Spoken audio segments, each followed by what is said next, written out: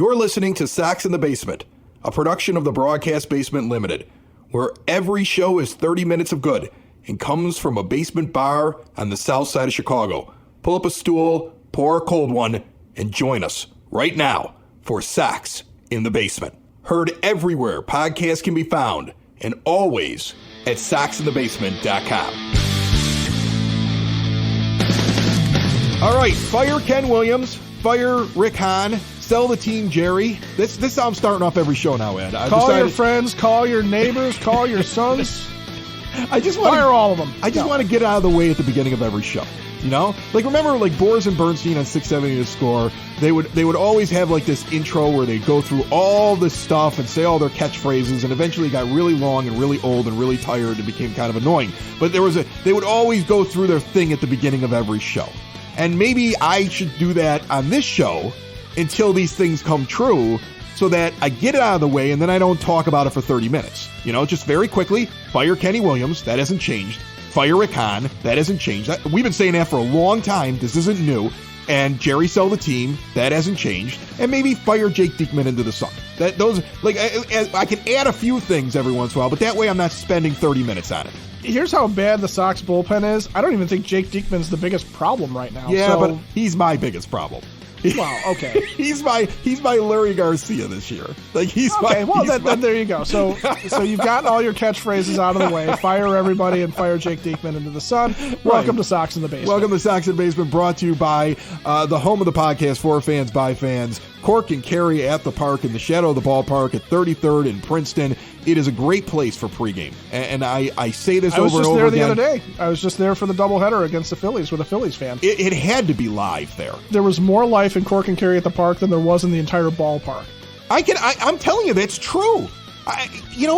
When I go there, I never feel like it's miserable, right? Like, sometimes you go into the ballpark or you worry about this team and you start to feel like this dread, this like, oh, what am I going to see today? And who's pitching? And oh, this isn't going to be good. And oh, they're sending out a pitcher for his first major league start. I'm sure the White Sox will get no hit. But you like all of that is in the ballpark, right? Like beforehand, when I'm at Cork, it's just fans and they're all talking to each other and you bump into people that you didn't expect to see. And, the food's good and everything's reasonably priced and I don't have to stand in a long line and search around the ballpark for it. I mean, like, make it part of your experience is what I always tell people. And every time I talk to somebody who goes and they try it for the first time, they sit there and they say, yeah, this is going to become what we do all the time. And you can bring the kids beforehand. And then, after the game, you get over there and get some post-game celebration in as well. I always like to let the parking lot empty out and just relax over at the Cork and kind of do a post-mortem with whoever I went to go see the game with, good or bad, and it's much easier and less frustrating. So 33rd in Princeton, see more at corkandcarry.com. All right, James Fox is going to be on the show. He's going to answer a few questions as to whether or not what I'm going to propose to you right now is feasible or if it's pie in the sky crazy. I believe that I can make an instant impact on the White Sox pitching right now with a very simple set of moves. Okay, but loading them up in a truck and deporting them isn't going to work. Most of them are American citizens. Besides that, I believe that I could do something right now. I believe the White Sox today should do this thing. Because, look, I look at the stats for this team, and you could do a quick look right now on any page that you prefer to look at, and you could find an awful lot going on. Well, doesn't matter. The stats are terrible no matter where you look. Well, no. There's a lot of good things when you look at the overall numbers of the offense right now. We've got a lot of guys who have OPS pluses. But you were talking about pitching. I'm offensively, I'll agree with you. Offensively, I don't really have much of a problem with the team. It's the pitching. Yeah, but it's the pitching. The pitching is just a letdown. I'd like to see Andrew Benintendi do a little bit better in terms of hitting the ball for power, but he's hitting 273 right now. I don't think that's the reason why you're losing games. Oscar Colas is, he's a rookie. He's trying to figure it out. I don't know what Eloy Jimenez is doing at the plate, but let's look at the pitching. On this team, the entire staff's current walks and hits per innings pitch, their whip, is 1.575 for the season. That's a base runner and a half every single inning. That's why you give up so many runs. The only guys that are doing very well in terms of keeping guys off base, Dylan Cease with a 1.075 and Lucas Giolito with a 1.238 whip. Okay. And then acceptable middle relief whips. Jimmy Lambert with a 1.345. That's okay for middle relief. Kenyon Middleton with a 1.385.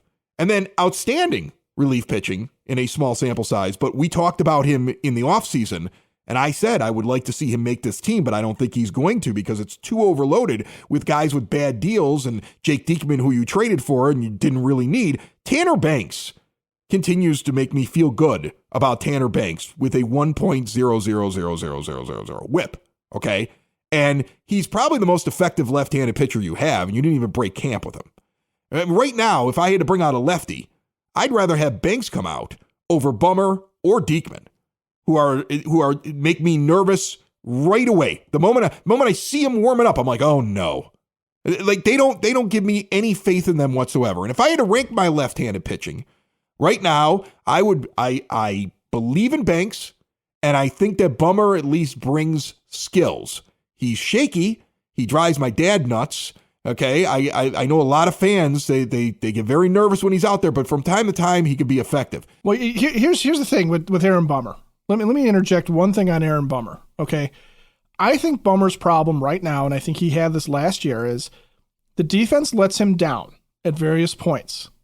And he is a guy that has to be pitched to contact. When Aaron Bummer gets in his mind he cannot trust his infielders, he tries to strike guys out, and that's when he gets into trouble. When he's most effective is when he lets the ball do what it does best out of his hand, which is let guys ground weakly. I have a feeling, and this is not a knock on Jake Berger, but I have a feeling that without the infield of Moncada, Anderson, Andrews, and Vaughn, when it's Berger out there, when it's somebody else at second base, and when Hanser Alberto's making bad errors in the ninth inning, I think that's where Aaron Bummer's problem is. I bet you he comes back around.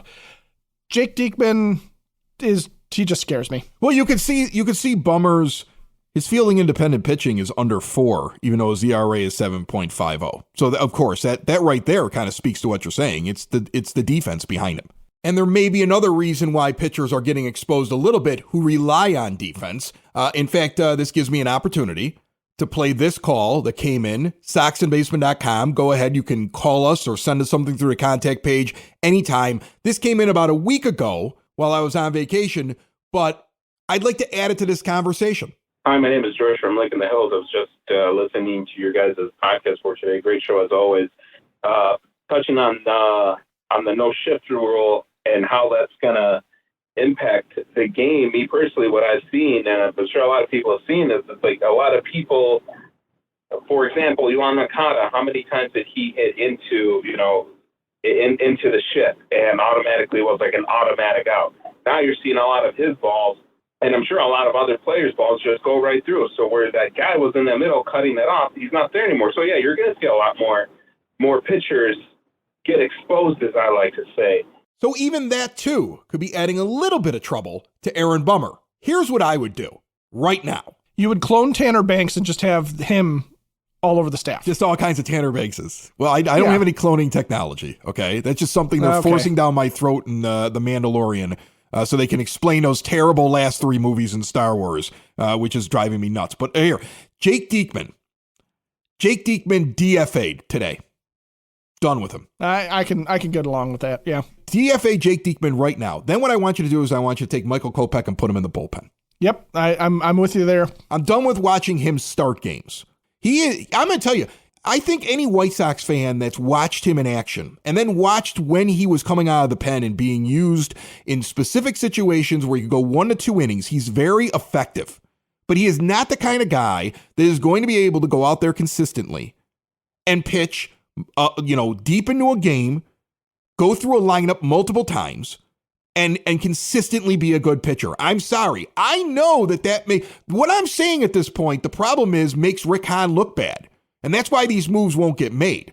But they're the right move to make. It makes Rick Hahn look bad that Michael Kopech is only a relief pitcher. It makes Rick Hahn look bad because Jake Diekman, who he traded for unnecessarily, is not a good pitcher and needs to be DFA'd and you have to eat the money. It makes you look bad, Rick, but it's how you immediately impact your team. Because you're having so many problems in the bullpen, I think you take a guy who's middling and having a hard time in the rotation, and when you move him into the bullpen, you actually make your bullpen better. Releasing Diekman makes your bullpen better. And then what we do is we go down into the minors, and if it isn't Davis Martin, then it's Sean Burke, who James Fox told us in the offseason, here's a guy who's got a real shot of not only making the rotation, but could stick there. That was his dark horse. And the more I read about him, I go, I take him up here right now. I take Davis Martin up here right now. I would give somebody else an opportunity every fifth start to come up here and play. And if you get an off day, you skip them. And I would take one of those guys and do that just to move Kopech into the bullpen, because I think he's very effective and he's a better player and he's more valuable to you as somebody who can go out there and get high impact innings in a game in the bullpen. And he would give you more. He would strengthen your bullpen because he's not doing anything for your rotation right now. And then I want you out there listening right now to go to Window and Door Superstore of Oak Forest if you're looking for exterior windows, doors, patio doors, and storm doors. Smooth transition. No high pressure sales. They're not coming into your house. They're not going to sit in your kitchen. They're not going to tell you, if I walk out the door, the deal's never going to be there again. You're not looking through a book to look at all the little window etchings and the extras and the add-ons. They have everything right there in their showroom, full size. The owners are in the showroom and they're at the site when they're doing the install. All of the installers work directly for Window and Door Superstore of Oak Forest.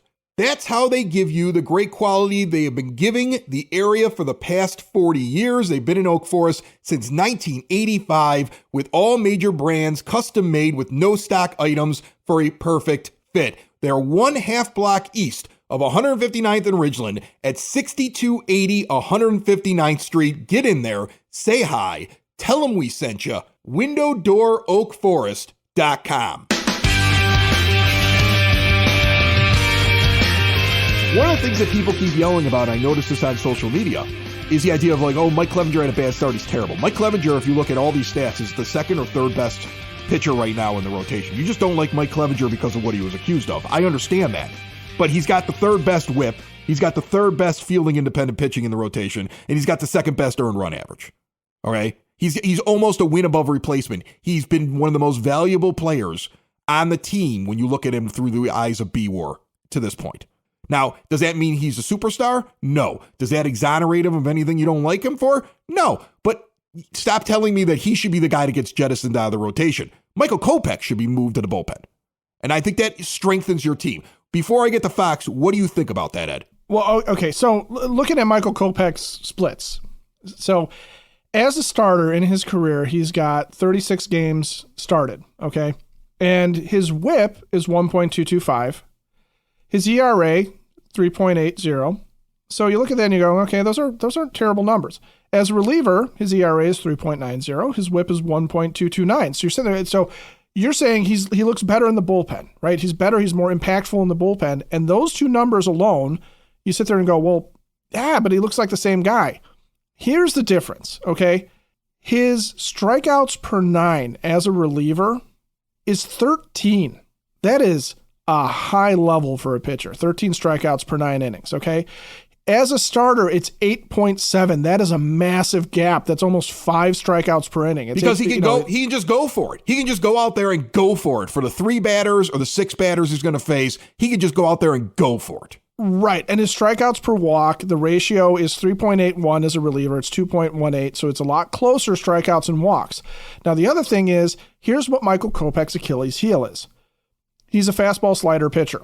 Okay. He does not have an effective third pitch at this point in his career. He still has not developed one. His changeup is used extremely sparingly and to okay results. His curveball, which he used a lot last year, had some effective results, but I think it's more effective in a bullpen role than it is trying to get him through the third time in the lineup, right? And as you turn over the lineup against a starter, he just is a little bit too predictable. He can get you through the lineup once over a couple of innings as a reliever and absolutely save the rest of the bullpen. He can get you through high leverage situations because he is a strikeout guy. And when he can come in and let it fly, he's going to be that much better. But yeah, you're not wrong in saying that he looks that way. And it is one of those things too, where now, again, in this rebuild, which is a massive failure, by the way, I'm tired of even calling it a retool. because I'm literally talking to my brother-in-law who's a huge Phillies fan while we're at the game the other day, okay? And he is talking about all the high-level pitching prospects that the Phillies have drafted that they're waiting on. Because it started when we were talking about how Gavin Floyd was an untouchable until he got traded to the White Sox for Freddie Garcia. And how the untouchable Phillies starting pitching prospects become very touchable at some point and then are kind of a mixed bag in their major league careers. But as he's talking about it, I'm sitting there thinking, like, well, who are the White Sox top level high, like, this is the can't miss, going to be the next ace of the staff pitching prospect that was drafted. And I'm having a hard time coming up with one. I know they just signed a guy out of Cuba, and I'm not worried about international signings right now, but it may be Matthew Thompson, and we'll talk to Fox about that because it may be him. Maybe Matthew Thompson, right? But that's one guy. So you're talking about Davis Martin. You're talking about Tanner Banks, who's a 31-year-old guy coming up and helping. So Michael Kopech and Ronaldo Lopez, as part of the rebuild, coming in and both ending up as relievers, not necessarily even a high-leverage closer or a top-end guy.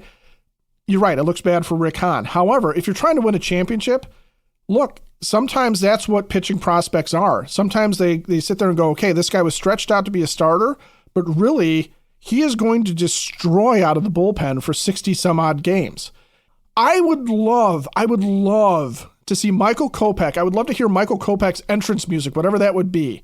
Okay. And have at a home game, a home playoff game, have him coming in a high leverage situation and the place going nuts. That stadium can rock when when it's packed in there and everyone's yelling. I would love to have him come on and strike out Jose Altuve in a huge situation and just have everybody go insane. I would forget that he was supposed to be the ace of the staff when you traded Chris Sale. Listen, Major League Baseball has high level prospects that don't make it to be starters that become very good relief pitchers. It happens. The problem is that Rick Hahn has always had a complex. He doesn't like to be told he's wrong.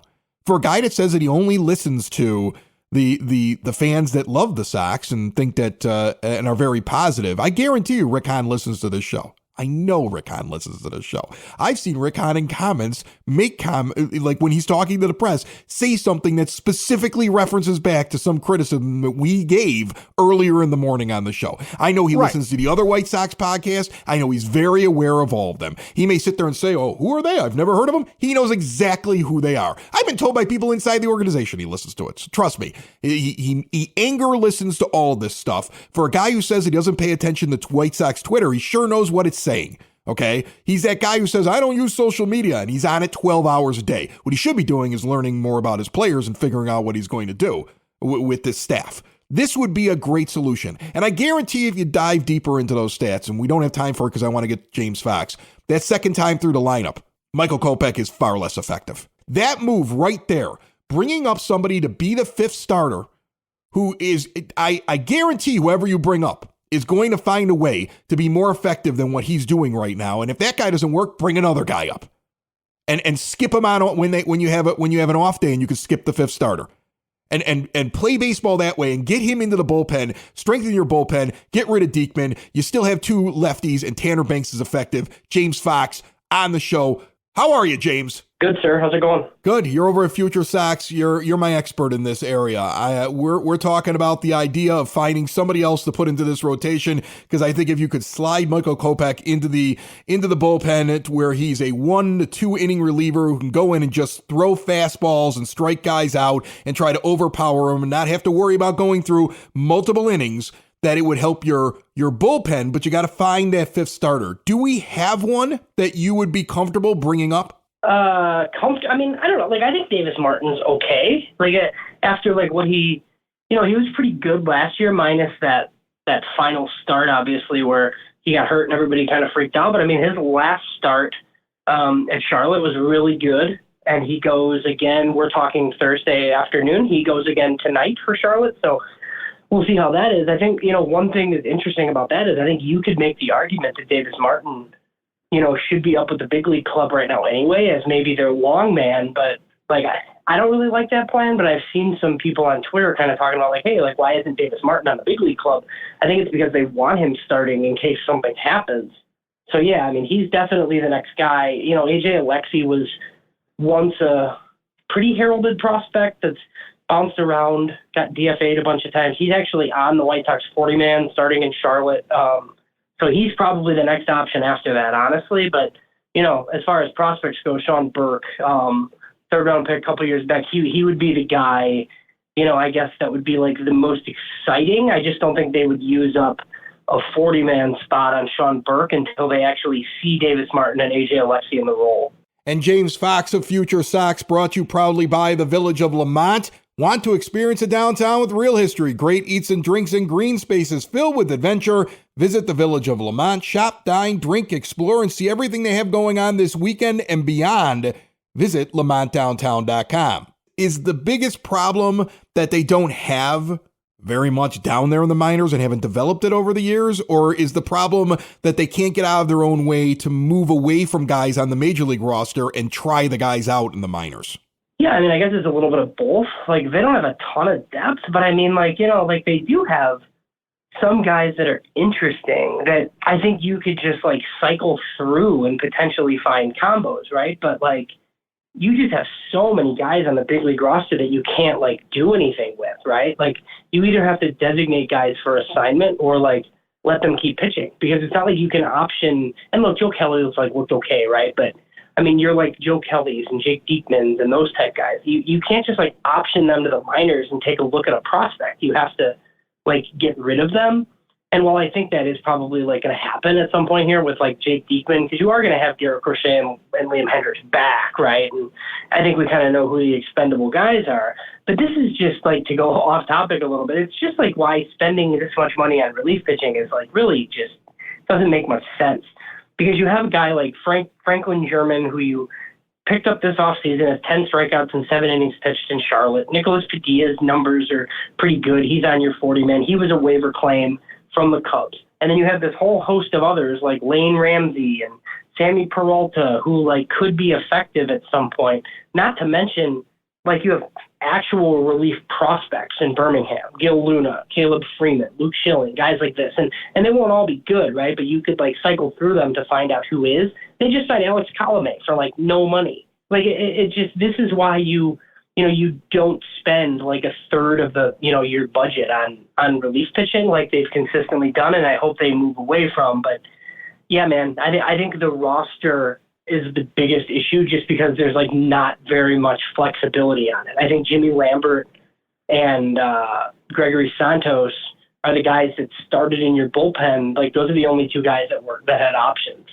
Yeah, and the real shame is that you'd have to admit defeat. You'd have to admit that I spent money badly and did something wrong constructing my roster to do the right thing and start getting some other bodies in here to improve what's going on coming out of this bullpen. I keep going back to the idea that Jose Ruiz survived on your team for about 10 days when you could have kept Nick Avila instead of returning him, and he was pitching well in the minors. It still boggles my mind how they just can't say, this guy didn't work out. I know we paid him, or I know he's out of options, but you know what? He's out of options for a reason, because he wasn't that good. It's time to move on. Well, I guess I am glad that they cut bait as soon as they did. I thought they would just keep going.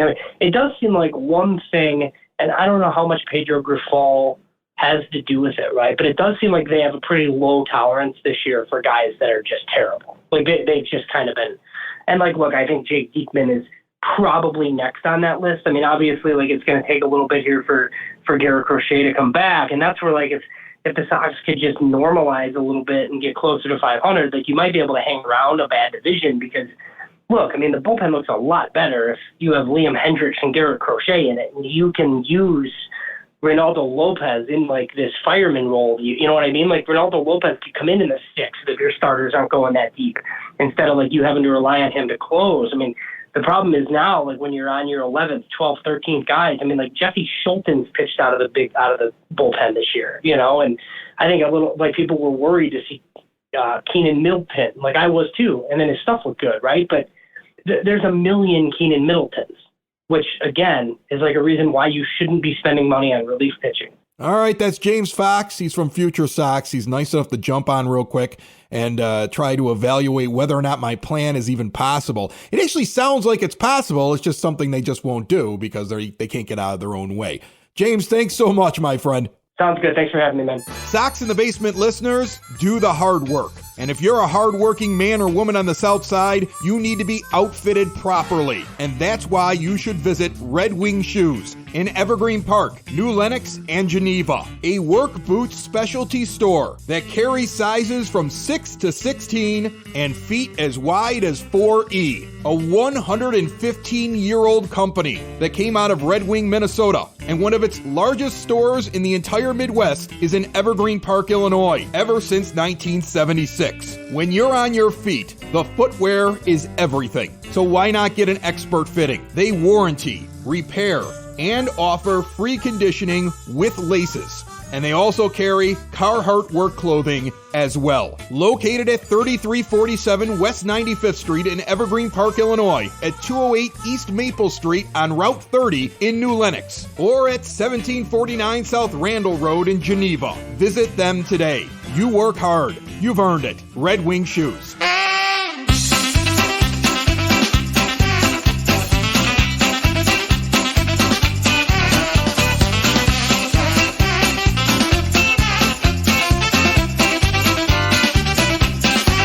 That music means the Sox Nerd is joining us. Dave Marran sits up there running all the tidbits and the trivia and all the cool stuff that you see at White Sox home games. He also writes an amazing blog that you can find at soxinthebasement.com. And he joins us once per week to give us some in-depth statistics and maybe things you may never have even thought of. Sox Nerd on the line. How are you? Good, Chris. How are you? I'm good, man. I'm not good with the team.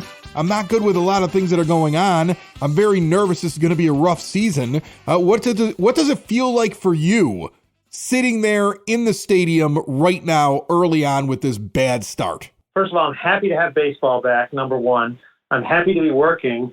And I just take it one pitch, one stat, one letter at a time and hope it all comes out for the best. But, yeah, I mean, we're all frustrated by it, and hopefully it gets turned around soon. What do you got for me this week? Chris, you know my jam. If I don't like what's transpiring on the field, I ignore it and turn my attention elsewhere. Today, that elsewhere is Canada. With the White Sox heading to Toronto soon, I thought I'd delve into the team's history and connections to the Great White North. There was a time when the Blue Jays absolutely dominated the White Sox. Through 2011, the Sox were 163 and 187 against their neighbors to the north. Included in that dark age was a loss in the Blue Jays' first game, the inaugural American League contest on foreign soil, and the last game at Exhibition Stadium where Bobby Thigpen surrendered a walk-off home run to Robbie Alomar.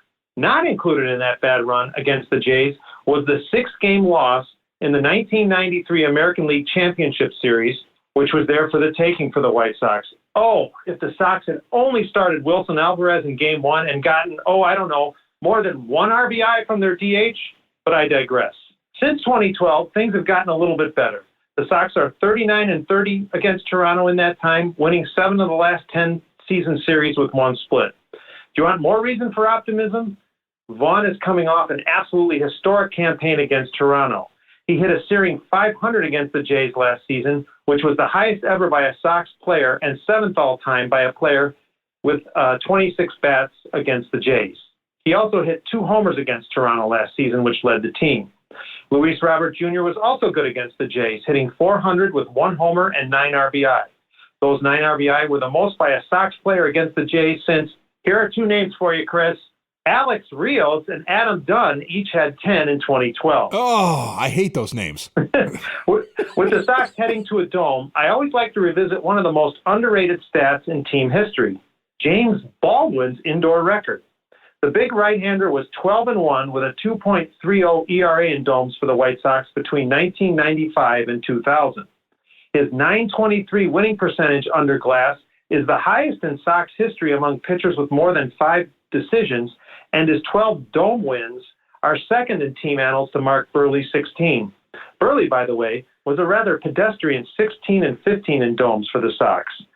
So, Chris, that's my long-winded way of saying I wish James Baldwin were starting 3 games in Toronto next week. My zinger? The White Sox have never had a Canadian homer in Canada. However, the Sox have had 2 Canadians earn wins in Canada, Kirk McCaskill and Jesse Crane. And now I will conclude this with a stirring rendition of the Canadian national anthem. I'm kidding.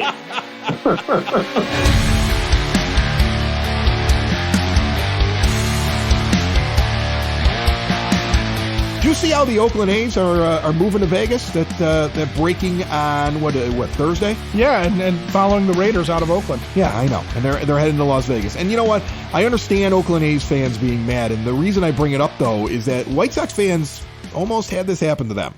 That horrible stadium down in Tampa Bay was built for the White Sox. Yeah, we went through it. Right, and I remember I was a little kid walking around in the Ashburn neighborhood or St. Dennis Parish with a clipboard that I had printed out. Like, what is that when you walk around, you try to get people to sign a petition? I got a petition. A petition, yeah. You were trying to get a petition signed to save the team. I was a little kid. I was a little kid walking around with my petition, getting the neighborhood, knocking on doors. You used to do that back then. You used to speak to your neighbors before all these cell phones and everything else. Okay. And I would knock on doors and be like, Mr. So-and-so, will you sign my petition to keep the White Sox in Chicago? And they'd laugh like, kid, there's no way you're going to stop this idiot billionaire who doesn't know what he's doing from moving the team if he wants to. But I still did it. And then my local state representative heard about it from a neighbor and came down and knocked on my door. Completely different time, the 80s. Okay. We actually all spoke to each other. It's amazing. That's why there weren't as many problems. And then I handed him the petition and he read it into the log in the Illinois State House as part of the whole thing to try to sway the state of Illinois to do what they could to keep the Chicago White Sox. So I was actually, Chris Lanuti was part of keeping the White Sox as a child. So as a child, you're a lobbyist. I was a lobbyist as a child to keep the White Sox in Chicago. That's how much I love this team. That's a true story. Okay. And you could probably go back into the records when it was all read and find the petition by this little, I don't know how old I was. Okay. Probably only single digits at that time, walking around trying to save the White Sox. That's how much I love this team. Meanwhile, living on the north side when I was, as a kid, when they were talking about doing this, just all the Cubs fans in the neighborhood were like, well, good, you can go with them. Yeah. So, yeah. Well, they're a bunch of jerks. So here's the thing. I'm thinking about this, what happened to the A's, and it struck me that they're saying in 2027 is when they hope to open up in Las Vegas, which means if you're an Oakland A's fan, you will now endure the 2023 season, the 24 season, the 25 season, and the 26 season. Nearly 4 full seasons of A's baseball, knowing they're leaving you and they're walking out the door on you. And I asked the question, if you were to wake up tomorrow and find out that evil Jerry Reinsdorf has decided he's moving his team and was walking out the door, but it was going to be several years before he actually left, would you remain a White Sox fan knowing they were going to leave in a couple of years, or would you pull away from the team, stop spending money, and try to find another team to root for? See, that's the hard part, right? Is I've got so many decades invested in this team right now, and it's part of what people identify me as, right? Oh, you're a White Sox fan. You do a White Sox podcast. When people don't know what to get me for Christmas and my birthday, they just throw me some White Sox swag, right? So it becomes part of the fabric of who you are as a fan. So it's really hard to give that up. I mean, it's almost like saying, I'm just waking up one day and saying, I'm just going to divorce my wife and leave my kids. I know there's some people who can do that, but it's not something that is an easy decision. And honestly, when people do that, we look at them and we're like, what the heck happened? Like, what psychosis did they wake up with? Are we sure there's not a medical issue? So I don't know. I don't know that I could just leave them and go to another team. I'm also too big of a baseball fan to sit there and say, I'll never watch baseball again. I would probably just root for them on the sidelines. Honestly. Like I look over at this whole thing and I go, gosh, I'm so glad I'm not an A's fan right now. But it almost happened to us in the 80s. And yet I'm still here, Ed. That's what's crazy about it. I'm still here doing a White Sox podcast after they almost did this to me in the 80s. I should have walked away then. Well, here's the one bit of good news. There would be an opening in Chicago for Bob Nutting to move the Pirates or the Rays to move up here because they don't draw. No! I take the Rays. The Rays win baseball games. Really? I'd be praying for the Rays. Bring me the Rays. That would be the best one. Hold on a second. Maybe Jerry can move the team to Vegas and we can get the Rays up here. I think we just won that one. Sox in the basement. Sox in the basement. Sox in the basement. Sox in the Basement. Heard everywhere podcasts can be found and always on soxinthebasement.com.